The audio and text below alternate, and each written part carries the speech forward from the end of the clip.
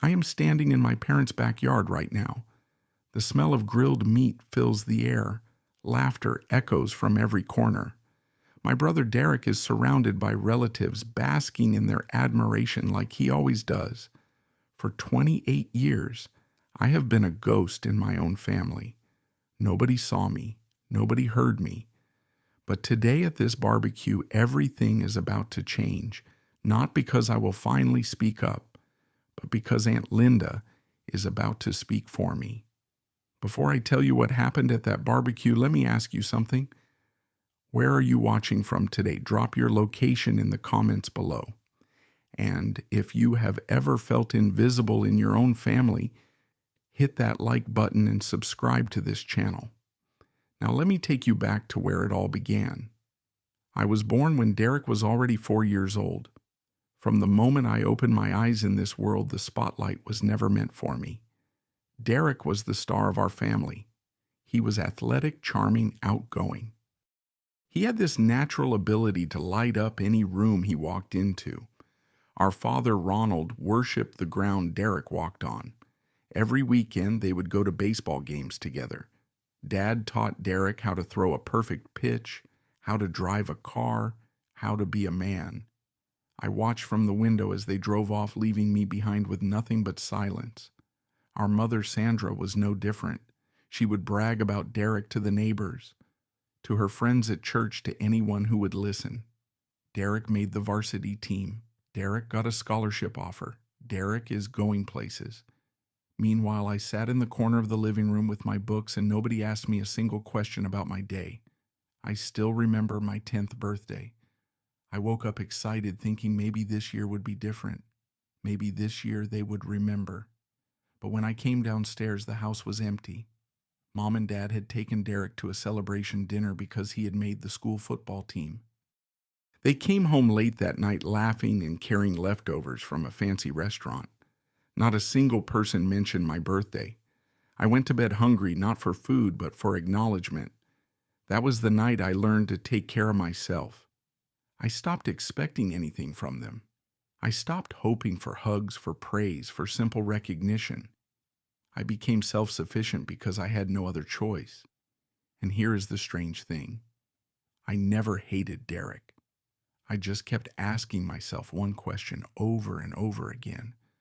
What did I do wrong? As the years went on, the favoritism became impossible to ignore. When Derek and I both started high school, the differences were glaring. Derek got a brand new car for his 16th birthday, a shiny red Mustang that made all the girls swoon. I took the bus every single day, rain or shine, for 4 years straight. When it came time for college, Derek was handed a full ride to a private university paid for entirely by our parents. They drained their savings, took out loans, did whatever it took to give him the best education money could buy. I had to fight for every opportunity. I studied until my eyes burned, applied to dozens of scholarships, wrote essays until my fingers cramped. I got into a great school with a partial scholarship covering half my tuition. The other half I paid for with 3 part-time jobs. When my high school graduation came around, I walked across that stage alone. Mom and Dad were not there. Derek had a baseball game that same day, and apparently that was more important than watching their younger son receive his diploma. Every family dinner was the same routine. We would sit around the table and the entire conversation revolved around Derek, his games, his friends, his plans for the future. One night I tried to share some good news. I had won first place in the state science fair. I had worked on that project for 6 months. I cleared my throat and started to speak.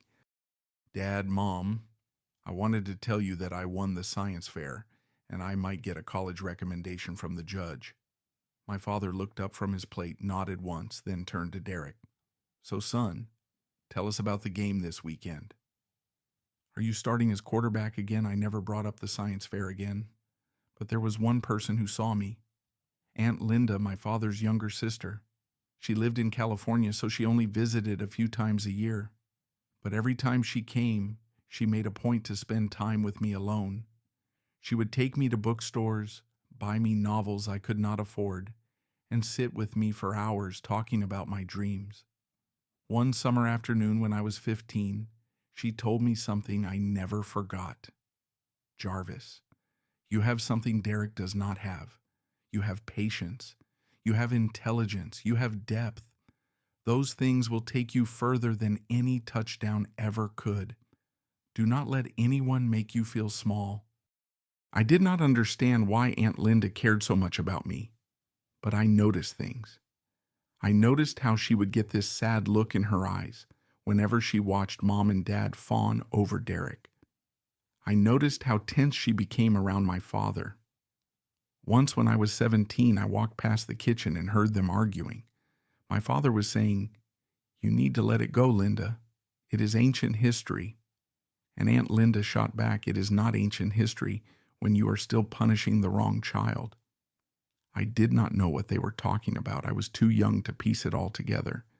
But those words stayed with me. Years later, I graduated from college, alone, no family in the audience, no flowers waiting for me outside the auditorium. I packed my things into a second-hand car I had bought with my own money and drove to a new city to start my first job at a small technology company. My adult life had begun, but the wounds from childhood were still fresh and bleeding. 5 years after college, my life looked completely different from Derek's. I was working 80-hour weeks, saving every dollar I could, and teaching myself everything about investing and entrepreneurship. I rented a tiny studio apartment, ate cheap meals, and poured every ounce of energy into building something of my own. Derek, meanwhile, opened a restaurant with money our parents gave him. $100,000 of their retirement savings went straight into his dream. 2 years later, the restaurant failed. Bad management, reckless spending, zero accountability. Did our parents hold him responsible? Of course not. They sold a piece of land that had been in our family for 3 generations and gave Derek the money to start over. He opened a second restaurant. It failed within 18 months. Same story. Same excuses, same lack of consequences. Around that time, I saw an opportunity. A small startup was looking for early investors. I believed in their product, believed in their team. I needed just $5,000 to get in on the ground floor. So I did something I never thought I would do. I called my father and asked for a loan. His response cut deeper than any knife.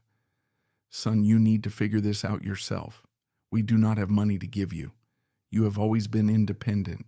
You will be fine."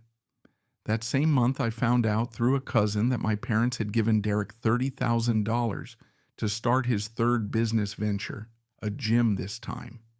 They said it was to help him get back on his feet. I did not cry. I did not scream. I just hung up the phone and made a promise to myself. I would never ask them for anything again, and I would build something they could never take credit for. 2 years later, the worst moment of my life arrived. My grandfather passed away. He was my father's dad, and he was one of the only people besides Aunt Linda who had ever shown me genuine love. When I was a kid, Grandpa would sneak me candy when no one was looking. He would ruffle my hair and tell me I was going to do great things. He once told me he was setting aside money specifically for my education to make sure I had a fair shot at life.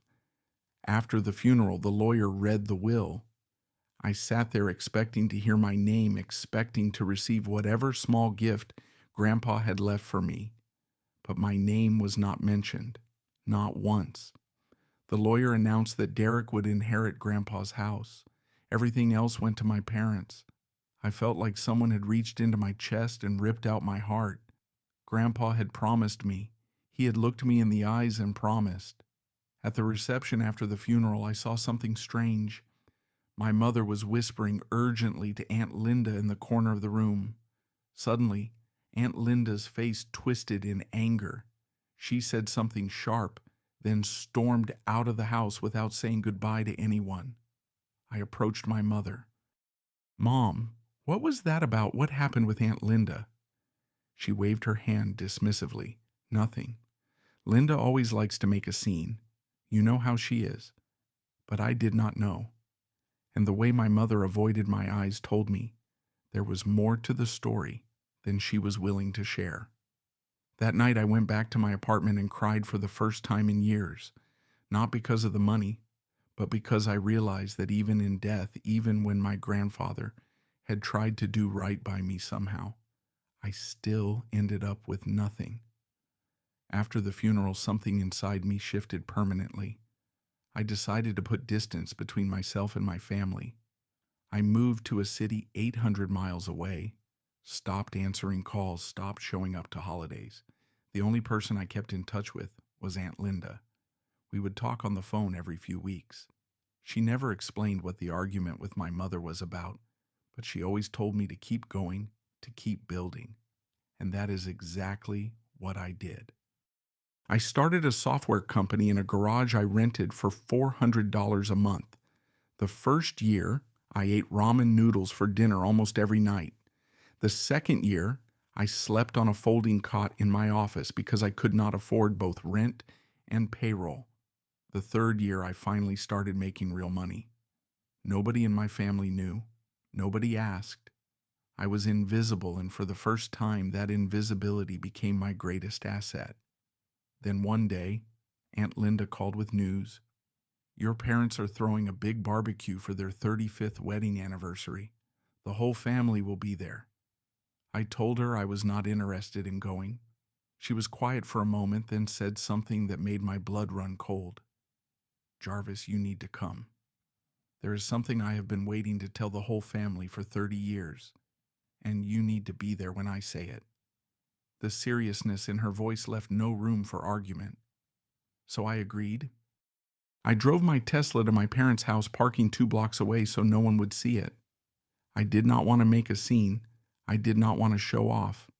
I just wanted to get through this barbecue and hear whatever Aunt Linda had to say. I walked into the backyard, wearing simple clothes. Jeans, a plain polo shirt, nothing fancy. The week before, my company had been acquired for $4 million. I had kept a significant stake in the new entity. On paper, I was a millionaire several times over, but no one looking at me would have known. When I stepped through the gate, conversations paused. People looked surprised to see me. My father glanced up from the grill and gave me a cold nod. No hug, no warm welcome, just acknowledgement that I existed. My mother walked over with a forced smile. Jarvis, you actually came. How nice. Are you still working at that little company of yours? Before I could answer, Derek appeared. He clapped me on the shoulder like I was some distant acquaintance. Little brother, it has been way too long. How is everything work going? Okay? If you ever need any advice, you know I am here for you. I almost laughed.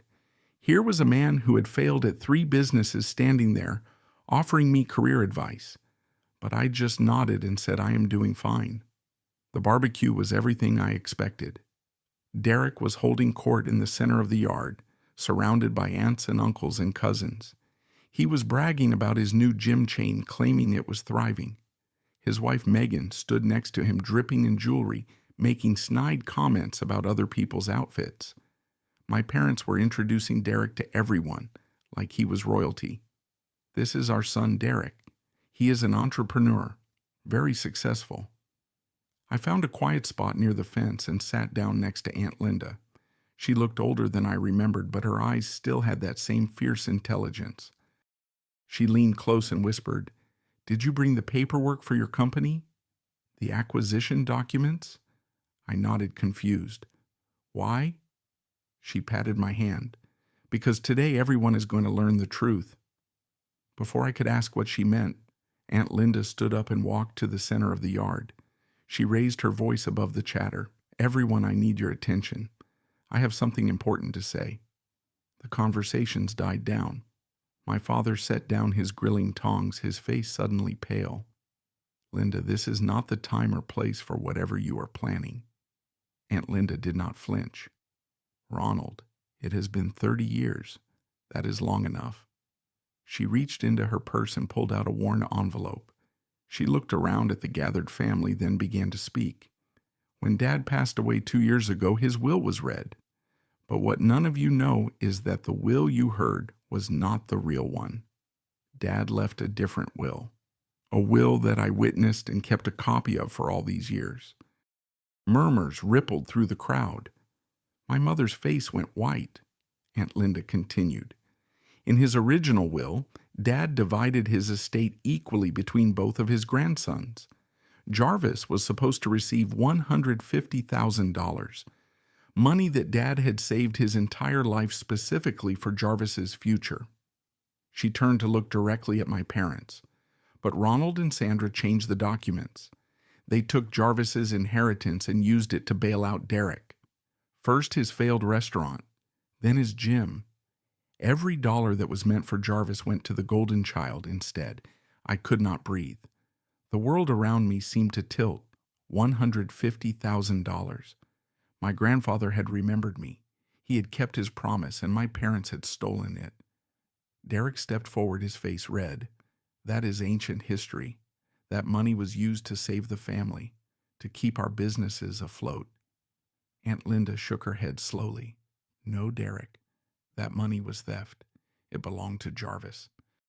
But that is not the only secret this family has been hiding. She turned to face my mother, and the temperature in the yard seemed to drop 10 degrees. 35 years ago, before you married Ronald, you were involved with another man. You were already pregnant when you walked down the aisle. Derek is not Ronald's biological son. The silence that followed was deafening. I saw my mother grab a chair to steady herself.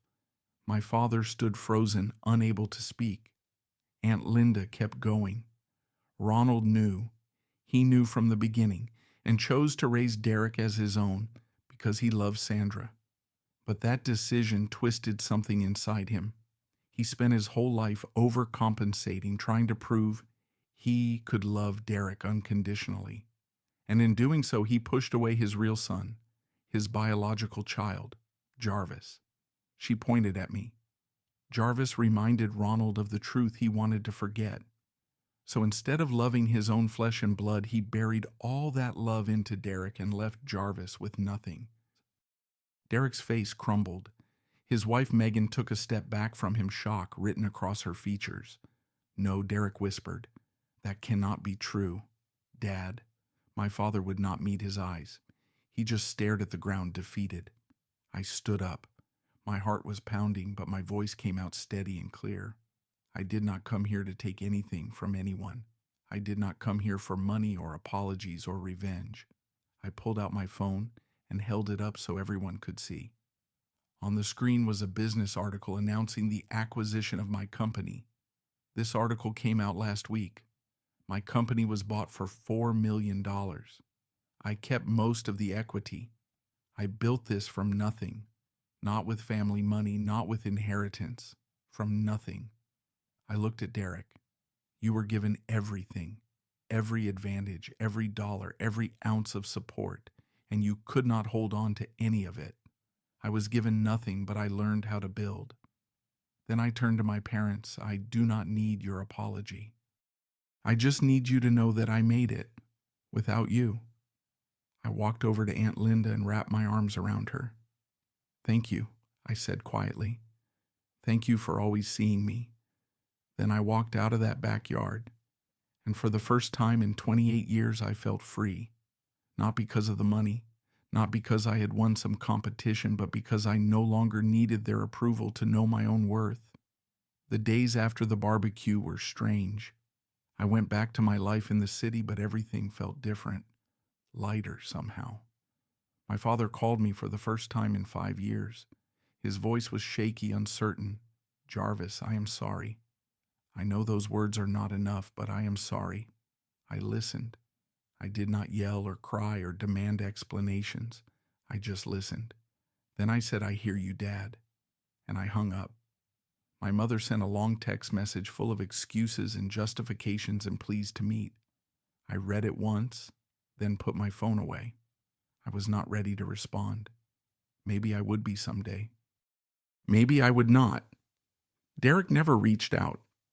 I heard through relatives that his wife Megan had filed for divorce. His gym chain was failing again. His whole identity, built on being the golden child, had collapsed overnight. I did not feel joy at his suffering. I felt nothing, just emptiness where the anger used to live. The only relationship that grew stronger was with Aunt Linda. We talked every week now. She told me stories about my grandfather, about how proud he would have been of me. She became the family I had always needed, but healing does not happen overnight. I started seeing a therapist to work through the trauma of my childhood, all those years of feeling invisible, unwanted, unworthy. They had left scars that money could not erase. I had to learn how to forgive, not for my parents' sake, but for my own. I threw myself into new projects. I started a foundation to help children who grew up in emotionally neglectful households. I wanted to be for other kids what Aunt Linda had been for me, a voice that says, I see you. You matter. Through the foundation, I met a woman named Harper. She was a volunteer coordinator, passionate and kind, and completely unimpressed by my net worth. We started spending time together, first as colleagues, then as friends, then as something more. For the first time in my life, I understood what unconditional love felt like. A year after the barbecue, I made a decision. I reached out to my parents and asked if they would meet me for coffee, not to reconcile, not to pretend everything was fine, just to take a small step forward. We met at a cafe halfway between our cities. The conversation was awkward and painful. There were no tearful hugs or dramatic apologies, just three people sitting with the weight of decades between them. At the end, my father looked at me with tired eyes and said, I wasted so many years, Jarvis. I wasted so many years being afraid. I nodded. I know, Dad. But we cannot get those years back.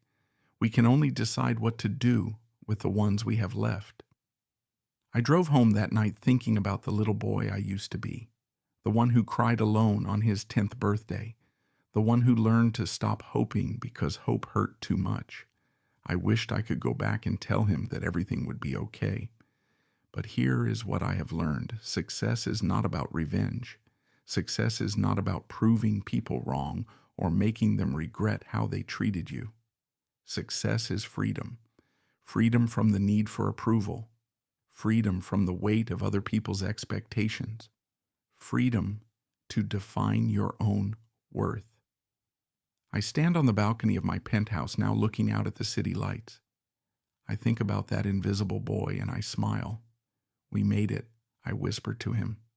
We are okay now. If you are watching this and you feel invisible in your own family, I want you to hear me.